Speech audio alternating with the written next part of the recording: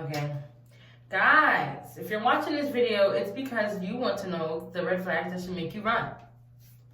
And that's on me because I want to know too. And I'm glad I do know now. I wrote all of it down in my damn iPad. So I'm sorry if I keep looking down, but a bitch gotta look in it. Okay, so I wrote down a lot of stuff on this list because people just be, when I'm telling you, people be ignoring the fuck out of red flags. Like the fuck out of them. And I don't know why.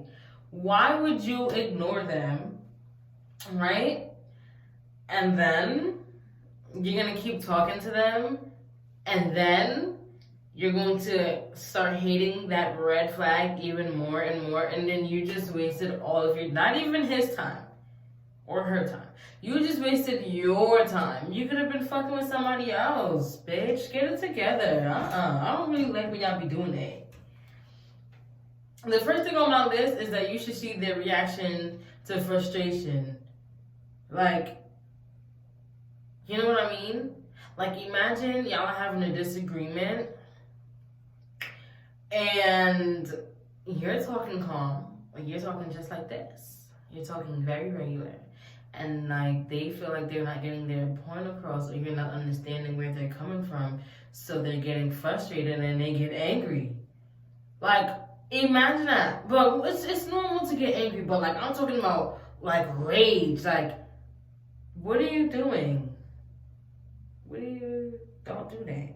Don't do that. Like a little, my ex in the story time that I gave y'all, yeah.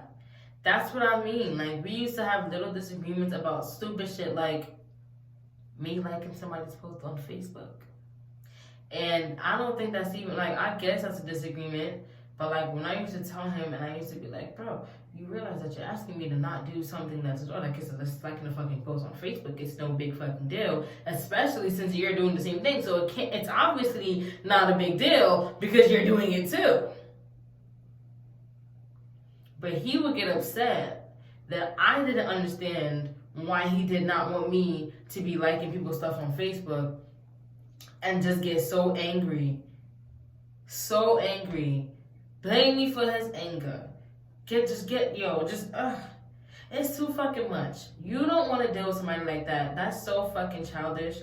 You want to be with somebody that when y'all have a disagreement, y'all just can talk it out and compromise. I'm not saying that y'all will never yell, but it just, like, you'll know. Like, you know exactly what I'm talking about. I don't even have to get into depth. Some people just deadass be ODing, and you don't want to be with somebody like that. Like, a different level of anger. Like, you don't have to be angry. You don't have to be yelling because you're angry. But, like, y'all are having a disagreement and I cannot just regular talk it out and compromise, and this without this person getting angry and throwing a fucking fit. That's a red flag and you need to run. So, yeah. I used to be that way. I don't know why people like that though. That was so ghetto. I would never do that shit again. Another red flag is if they try to control everything, including you. So that's self-explanatory. I don't think that I have to explain that. That's pretty self-explanatory. You need to leave if somebody's controlling, period. If they're controlling you, your life, or anything at all, run. This is one of the big ones for me. A big red flag, gentlemen, is if the person is still hurt from their past relationship. Now, I know people praise people that be like, you know, those captions that be like, you fixed a heart that you didn't break. Bitch, no thank you. No thank you. No, thank you. Like, why do I have to pick up the fucking pieces? I didn't do anything to you. But it's a red flag because people take their experiences from their last relationship and their hurt and their experiences, and they project all of that onto the new relationship, and I don't mean that in a good way. Because you can take your experiences and learn from them and then do better, but No, people don't do that. People do not do that. And I don't understand why though. People just get hurt and just run to something else. And it's like, why would you want to do that? Like I said in my last video, why the fuck would you want to do that? And why the fuck would you want to be with somebody that does that? Like, I can't talk to someone that is still hurt from their last relationship. Baby, you need to get over that and then you can come and you can talk to me. Or if they're constantly talking about their ex. Well, not like what I'm doing. I mean, like, don't bring that bitch up to me. You get what I mean? Okay. That one kind of leads to the next one that I have to say, which is a red flag is if, like, they depend on you for their happiness. Now, I'm really big on make yourself happy. I'll make myself happy, and then we can come together and share that happiness. Because, bitch, do you know how much of a burden it is to constantly tell someone that, like, look at it like this. Hold on, it's getting serious. I will never want to be the person that you're saying makes you like there's no other way. Like, you're making me so happy. Like, I was so sad without you. Like, you know what I mean? Someone constantly depending on you for their happiness. I just don't like that. That's a fucking burden. None of you should like that at all. You should date someone that is already happy, unless the two of you are just two fucking sad people. But other than that, if you are genuinely happy with yourself and with life, you should date someone that is also happy with themselves and with life, because baby,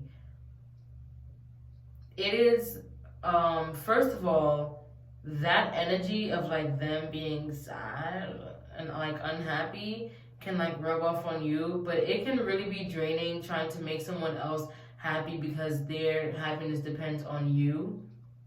It can really be draining, and then now you're unhappy, and I just don't like that. So I'm not willing to be with someone that isn't already happy. Like, you just need to meet me halfway, or actually meet me 100% there. Like, I'm happy, I'm 100% there. And I need you to be 100% happy also, so that we can just come together and just share the happiness. I don't need anyone that's like, you're unhappy unless you're with me. I don't want that. You need to be happy all of the time. I don't need you to depend on me. It is a burden. Thank you. This is also a huge one. I take this one very seriously. A liar. Like, and I know that some people like to ignore when it's like a little white lie, because in your head you're thinking, it was just a little lie, no big deal. But if somebody can lie about something so fucking small, imagine what else they can lie about. Like, why? When I was in college, this is so big. When I was in college, bro, there was this guy there, and I saw a tattoo on his chest, and it was a name. Let's say the name was Ziana. It was a name right here on their chest, and I was like, who is that? Like, whose name is that on your chest? And this nigga said his mom. He said that was his mother's name on his chest, and I had no reason to think he was lying. No reason at all. A couple of weeks after, or like a month after, he was talking to me about his mom, and he called her, I don't know, let's say Abigail. Like, he said Abigail, and I was like, wait, your mom's name is Abigail? And he's like, yeah. And then I was like, wait, let me see the name on your chest again. And he showed me, because he don't remember that he told me that was his fucking mom. So I'm like,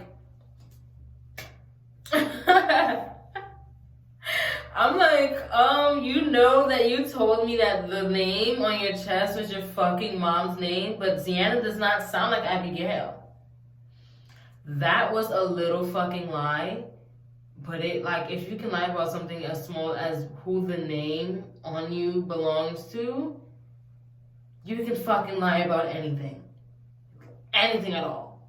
Another red flag is someone that's unwilling to accept feedback. I know it's a little hard for people to accept critiques about, you know, things.